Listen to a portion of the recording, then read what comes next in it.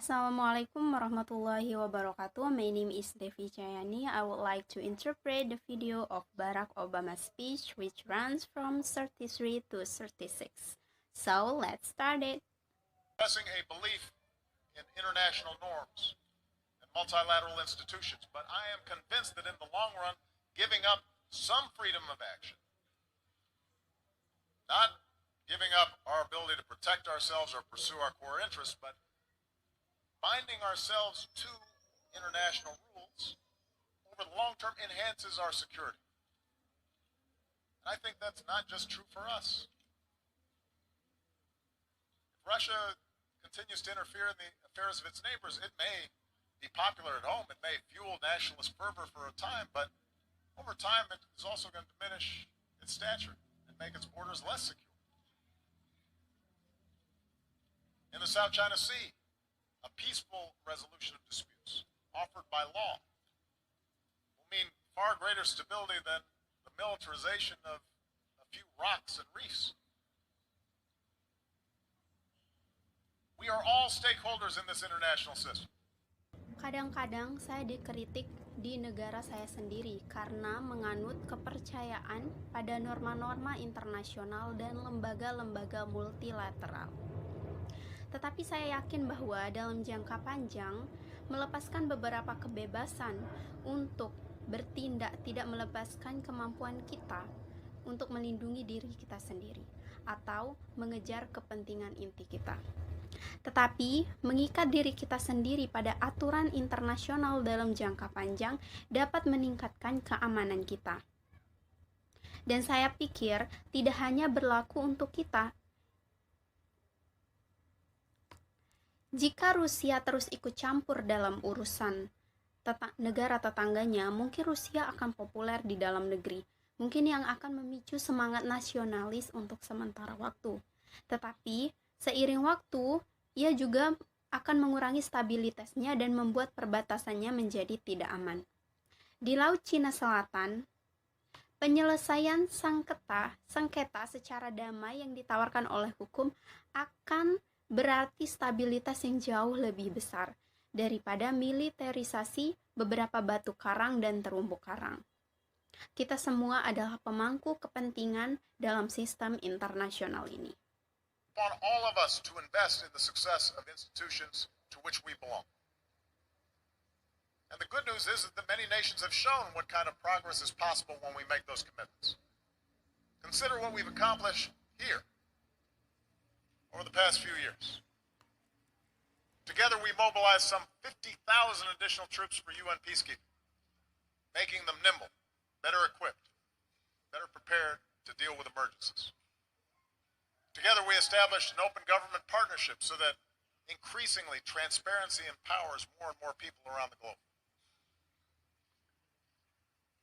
And together, now, we have to open our hearts and do more to help refugees who are desperate for a home. We should all welcome the pledges of increased assistance that have been made at this General Assembly gathering. I'll be discussing that more this afternoon, but we have to follow through even when the politics are hard. Durasi 34 di sini adalah, dan itu meminta kita semua untuk berinvestasi dalam keberhasilan institusi tempat kita berada. Dan kabar baiknya adalah, banyak negara telah menunjukkan kemajuan seperti apa yang mungkin terjadi ketika kita membuat komitmen tersebut. Pertimbangkan apa yang telah kami capai di sini selama beberapa tahun terakhir. Bersama-sama, kami memobilisasi sekitar 50.000 pasukan tambahan untuk penjaga perdamaian PBB. Membuat mereka aktif, lebih siap dan lebih siap lagi menghadapi keadaan yang darurat. Bersama-sama, kami membentuk kemitraan pemerintah terbuka agar transparansi semakin memberdayakan banyak orang di seluruh dunia. Dan bersama-sama, sekarang kita harus membuka hati kita dan berbuat lebih banyak lagi untuk membantu para pengungsi yang sangat membutuhkan rumah. Kita semua harus menepati janji peningkatan bantuan yang telah dibuat pada pertemuan Majelis umum ini. Saya akan membahas lebih lanjut pada sore hari ini, tapi kita harus mengikutinya bahkan ketika politiknya terasa lebih sulit. Because in the eyes of innocent men and women and children who, through no fault of their own, have had to flee everything that they know, everything that they love, we have to have the empathy to see ourselves. We have to imagine what it would be like for our family, for our children, if the unspeakable happened to us. And we should all understand that ultimately our world will be more secure if we are prepared to help those in need and the nations who are carrying the largest burden with respect to accommodating these refugees. There are a lot of nations right now that are doing the right thing. But many nations, particularly those blessed with wealth, and the benefits of geography, they can do more to offer a hand. Even if they also insist that refugees who come to our countries have to do more to adopt to the customs and conventions of the communities that are now providing them a home. Dan untuk arti dari durasi 35 di sini adalah karena di mata pria dan wanita yang tak berdosa dan anak-anak bukan karena kesalahan mereka sendiri.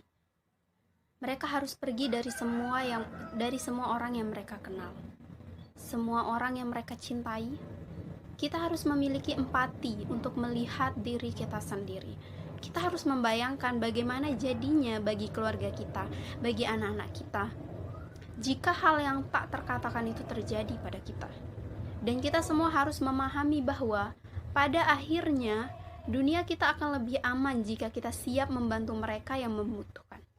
Dan negara-negara yang memikul beban terbesar sehubungan dengan menampung para pengungsi ini. Ada banyak negara saat ini yang melakukan hal yang benar. Tetapi banyak negara, terutama yang diberkahi dengan kekayaan dan manfaat geografi yang bagus, yang dapat berbuat lebih banyak untuk membantu mereka. Bahkan, jika mereka juga bersikeras bahwa pengungsi yang datang ke negara kita harus berbuat lebih banyak untuk beradaptasi dengan kebiasaan dan konvensi masyarakat yang sekarang menyediakan rumah bagi mereka.